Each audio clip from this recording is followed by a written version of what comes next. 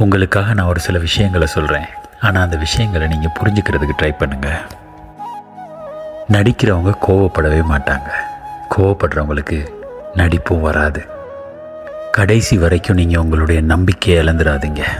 நான் ஏன் அப்படி சொல்கிறேன்னா, கடைசி வரியில் கூட உங்களுக்கான வெற்றி எழுதப்பட்டிருக்கலாம். நீங்கள் நிம்மதி இல்லைன்னு வருத்தப்படுறீங்களா? நல்லவங்களுக்கு எப்பயுமே நிம்மதி கிடைக்காதுங்க. கோபங்கிறது தேவையில்லாத ஒரு விஷயம். அதனால் அதை தூக்கி எறிஞ்சிடுங்க. ஏன்னா வாழ்க்கை வாழ்கிறதுக்கு தான் இருக்குது. ரொம்ப குறுகிய காலம் தான் எங்களால் வாழ முடியுது. அந்த குறுகிய காலத்தை நாங்கள் ஏன் சந்தோஷமாக வாழ முயற்சி பண்ணக்கூடாது? பயம் ரொம்ப மோசமானது, அதை எதிர்கொள்ளுங்க. நினைவுகள் ரொம்ப இனிமையானது, அதை ரசித்து வாழுங்க. நாங்கள் வாழ்க்கையில் காயங்களை கடக்கணும். அப்போ தான் எங்களுக்கு தைரியம் கிடைக்கும். எங்களுடைய தவறுகள் நமக்கு கற்றுக் கொடுக்குது.